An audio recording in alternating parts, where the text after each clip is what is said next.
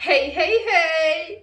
C'est Cassandra. Elke oma wil een man die er elke dag money in stopt. Elke dag wine van die Ça tourne, action. Ouh. Alors, aujourd'hui, on va faire une vidéo sur mon expérience de la prépa. En vrai, je voulais faire un truc genre grave structuré et tout, mais je pense que mon expérience, elle va mieux ressentir si je fais pas de structure, on va dire. Enfin, si je fais pas de structure écrite, parce que ça sera quand même structuré, mais ce sera juste pas écrit. Alors, avant de commencer la vidéo, n'hésitez pas à liker, commenter, partager, activer la cloche de notification. Déjà, j'ai vu qu'on augmentait de plus en plus, qu'il y avait plein de gens qui s'abonnaient, ça me fait trop plaisir. Continuez à regarder mes vidéos. N'hésitez pas à en parler autour de vous, comme ça augmente ma visibilité et voilà quoi. Bon, du coup, on va commencer. Par quoi on va commencer? Je vous ai déjà fait une présentation de la filière ECT. Donc, moi, j'étais en prépa, donc en filière ECT, en prépa école de commerce ou prépa HEC ou CPGE. Enfin, il y a ça à plusieurs noms en fait. Donc, voilà. Bon, du coup, on va commencer. Donc, on va commencer par le début, le tout début. Déjà, pourquoi je suis allée en prépa? Déjà, moi, j'ai décidé d'aller en prépa parce que, en fait, moi, mon objectif depuis que je suis en troisième, c'est d'entrer en école de commerce. C'est vraiment ça, mon objectif depuis longtemps, quoi. Mais j'ai vu qu'il y avait la prépa pour entrer en école de commerce. Mais j'ai vu qu'il y avait aussi, tu peux aussi entrer après un DUT ou après une licence ou des trucs comme ça. Moi, je voulais faire un DUT parce que la prépa, bon, ça m'intéressait pas plus que ça et voilà. Donc je voulais faire un DUT jusqu'à la fin de mon année de terminale. En plus, j'avais grave des bonnes notes et tout.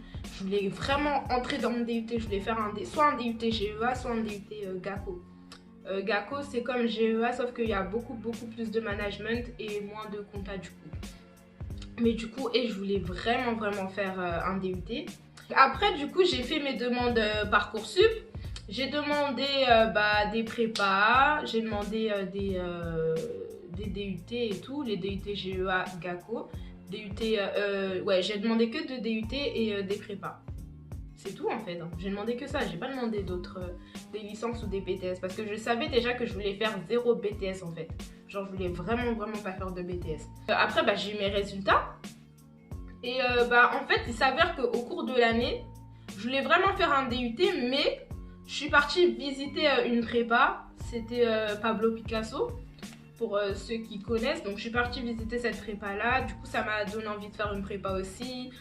J'ai même fait des journées d'immersion en salle de cours et tout, et genre ça se passait trop bien et tout. Et du coup j'étais grave perdue entre choisir la prépa et choisir le DUT. Après mes profs ils essayaient aussi de m'orienter comme ils pouvaient. En fait ils me disaient toi t'es une bosseuse et tout, tu devrais aller en prépa. Mais en fait, c'était l'image qu'ils avaient de moi parce que moi, en soi, j'étais pas vraiment une bosseuse. En cours, j'étais une bosseuse parce que c'était l'année du bac. Donc, j'écoutais tous les cours, je les écoutais, ça rentrait dans ma tête et tout. Mais après, en dehors des cours, genre chez moi, je faisais pas mes devoirs. J'ai dû faire, en fait, je faisais mes devoirs que si c'était noté. Mais je faisais pas mes devoirs, même des DM et tout. Des fois, je les faisais pas, je recopiais sur les gens. À ne pas faire bien sûr. Je recopiais sur des gens ou des trucs comme ça. Mais après en cours vraiment j'écoutais parce que j'aimais bien déjà les cours, j'ai trouvé grave intéressant. Et donc voilà, mais en soi j'étais pas vraiment une bosseuse comme ils pensaient. Après je me suis laissée tenter par la prépa. Donc je suis allée en prépa.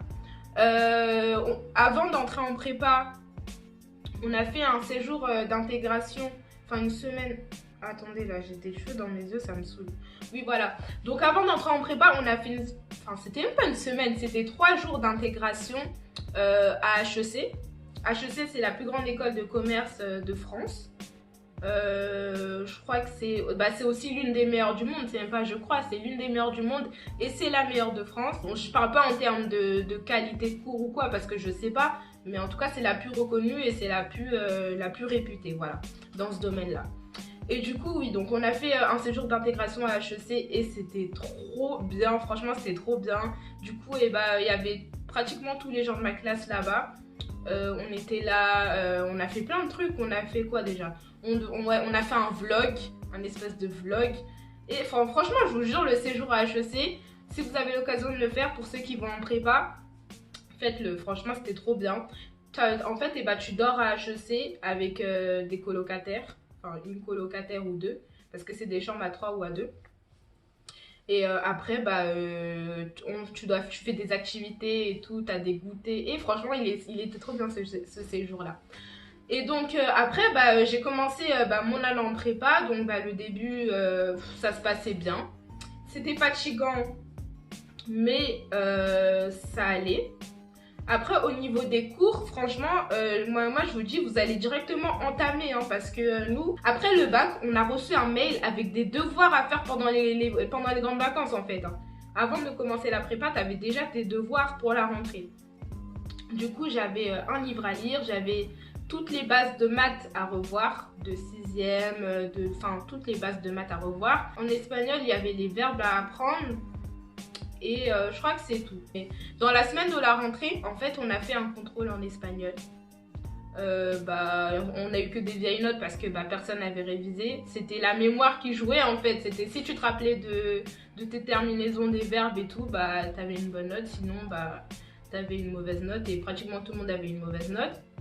Et à la rentrée, on a eu un contrôle de lecture et tout ça. Et donc, toutes les bases qu'on devait réviser, elles devaient être acquises en fait parce que on n'est pas revenu dessus.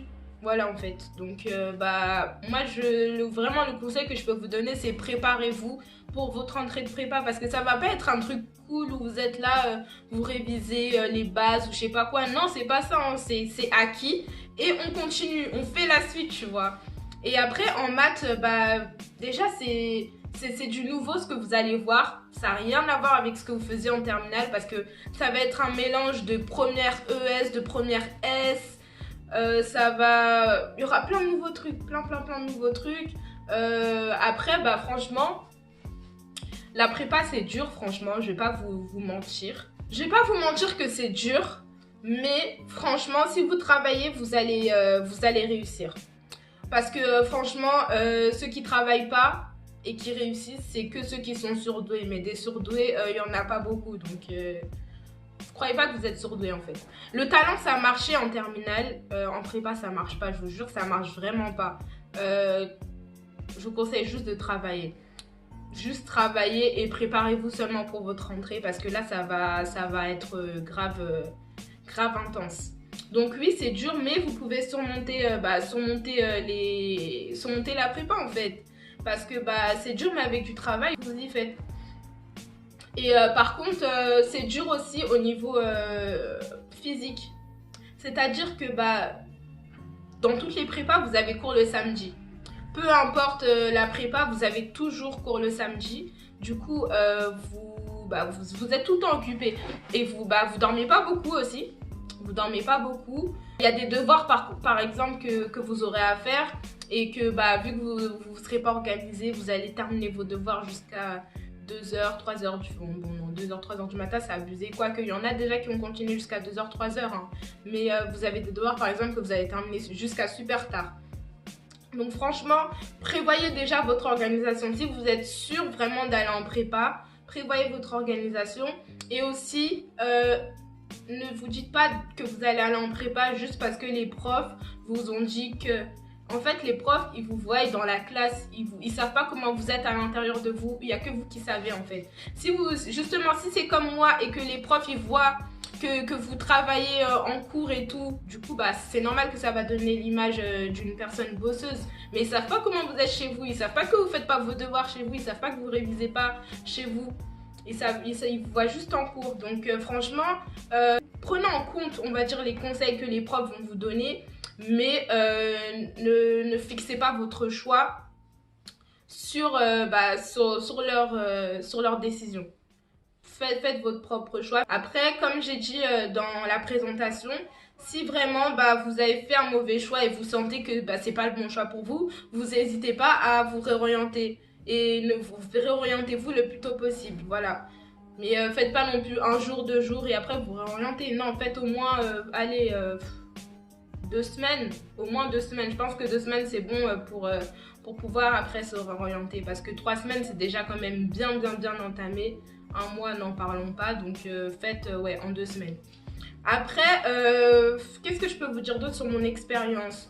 Ah oui, au niveau des profs, franchement, moi la prépa où j'étais, c'était une prépa super humaine. Les profs, ils étaient super sympas, ils étaient là, ils t'accompagnaient dans tes cours, dans tes cours, dans ta vie personnelle aussi. Il y avait même, ils avaient même mis en place des coachings en fait. Donc en gros, tu as tes profs à toi et tu parles avec tes profs de ce qui va pas dans tes cours, de ce qui est difficile pour toi dans tes cours, des choses comme ça. Après, par contre, je sais qu'il y a plusieurs prépas parisiennes, les meilleures prépas où c'est pas le cas, où c'est soit t'es fort ou soit si t'es nul en fait ils te calculent pas et ils te virent seulement. Donc j'espère pas que vous allez tomber sur une prépa comme ça, mais au moins je vous avertis. Donc si jamais vous vous apprêtez à aller dans une prépa parisienne, dans le top des prépas parisiennes, préparez-vous à pas avoir des profs très présents au niveau humain. Voilà, ils seront là, ils vont faire vos cours et tout ça. Ça sera des cours sûrement de qualité, hein, mais ils vont pas être là, être humains envers vous. Ils vont pas vous pousser si vous voulez.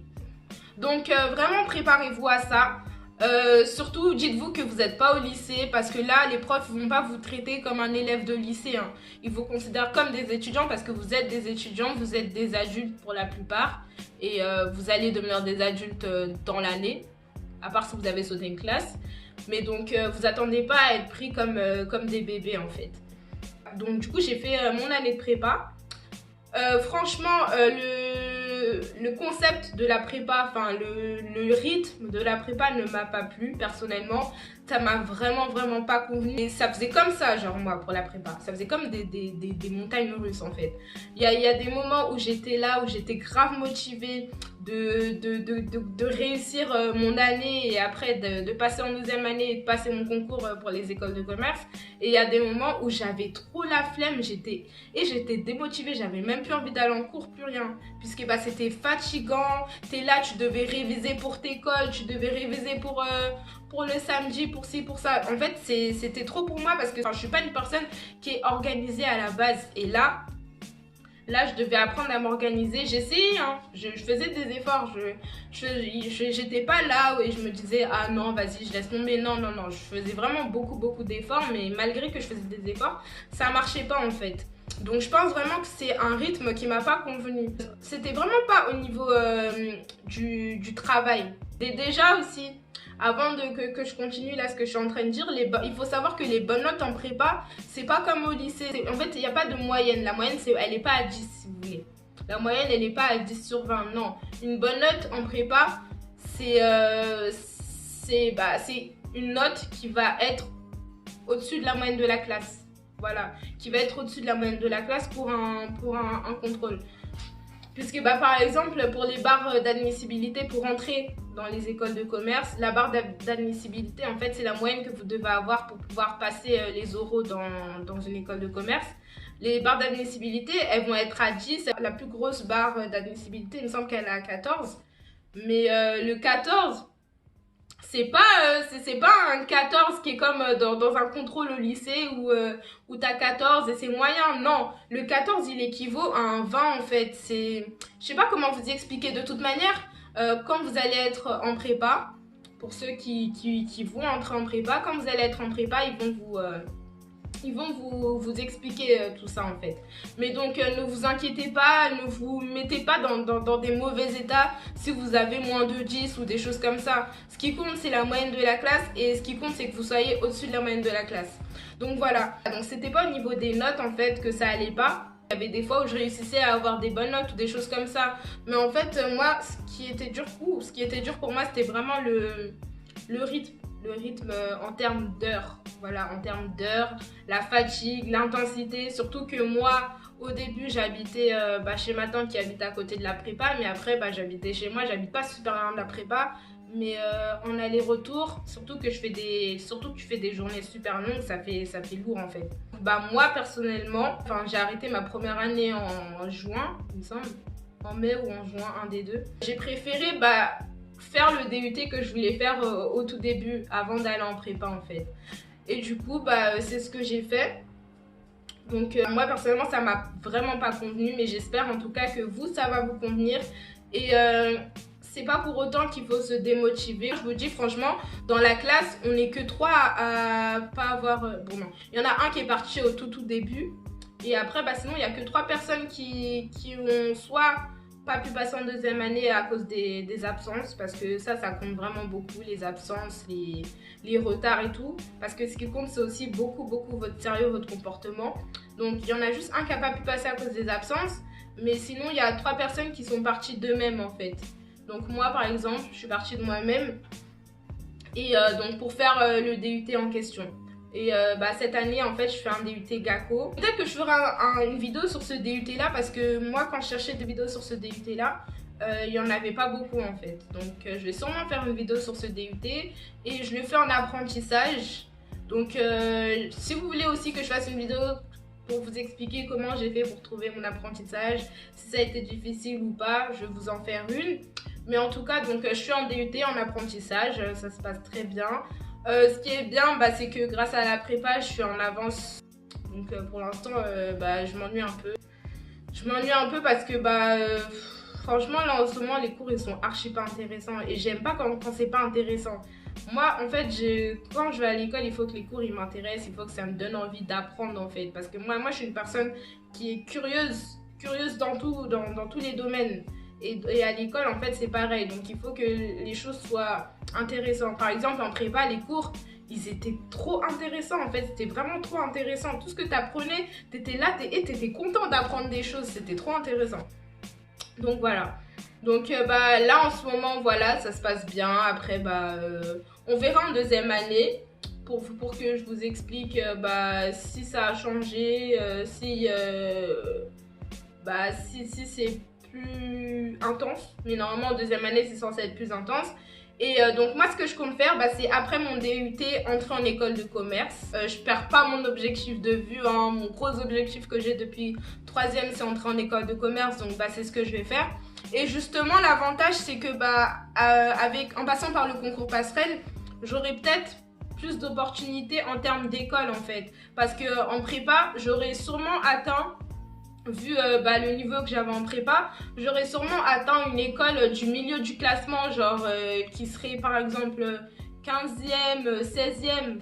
En fait, avec le concours passerelle, vu que ça sera un concours pas moins difficile, mais un autre concours en fait, tout simplement, je sais que j'aurai plus de chances d'atteindre une école plus haute. Et là, l'école que je vise, ça serait Grenoble. Grenoble, sur le classement des écoles de commerce, elle est 7e. Et c'est une école qui a l'air tellement bien. J'aimerais trop intégrer cette école-là. Donc, j'espère que je pourrai l'intégrer en passant par le concours passerelle. Et voilà. Si vraiment j'ai un conseil à vous donner avant de terminer cette vidéo, ça serait vraiment rester focus sur votre objectif. Notre objectif, c'est tous d'entrer en école de commerce. Et dites-vous que si vous voyez que la première année, elle est dure, dites-vous de tenir en fait. Et que l'objectif, il est juste là. Parce que en soi, la prépa, c'est 1 an et demi. Parce que le concours des écoles de commerce, il sera en avril de l'année prochaine. Vous voyez ou pas? Donc là, vous faites une année globale. Et ensuite, vous allez faire une moitié, juste la moitié de l'année. Donc, dites-vous que c'est que 1 an et demi. Dites-vous de serrer les dents. Après, si vraiment, vraiment, vous en pouvez plus et que ça vous plaît pas, voilà, vous forcez pas. Mais si vraiment vous sentez que vous êtes fatigué, mais vous pouvez tenir, vous avez un objectif, vous voulez l'atteindre, franchement, restez en prépa et ne perdez pas votre objectif. Je voulais aussi vous dire aussi que suivant les écoles, vous allez avoir des coefficients différents en fonction des matières. Donc voilà, vous allez même avoir des écoles où le management c'est coefficient 10 ou des trucs comme ça. Et le management en prépa, c'est le mélange des 3 spécialités. Donc par exemple, vous allez avoir une étude de cas où on va vous poser des questions, par exemple de gestion finance, par exemple calculer les indicateurs, ou de RH, donner les motivations ou je sais pas quoi. Enfin bref, en gros, ça sera une étude de cas avec les 3 spécialités dedans. Donc voilà. Je crois que c'est tout pour ma vidéo. J'espère franchement qu'elle vous aura plu. En tout cas, moi, ça m'a fait grave plaisir de pouvoir vous partager mon expérience. Si vous avez des questions, n'hésitez pas à me les poser. Là, dernièrement, il y a un jeune homme qui est venu me poser des questions sur Insta concernant la prépa et j'étais trop contente. Franchement, ça montre que vous regardez mes vidéos et que ça vous intéresse et que vous les regardez jusqu'à la fin aussi. Du coup, franchement, ça fait super plaisir. Donc, si vous avez des questions, n'hésitez pas. Moi, je suis là pour ça. Si vous avez besoin de conseils, si vous vous sentez pas bien pendant votre année de prépa, n'hésitez pas. Moi, je vais vous remotiver et je vais vous donner des conseils. Donc voilà, j'ai plus rien à ajouter. Bisous, bisous.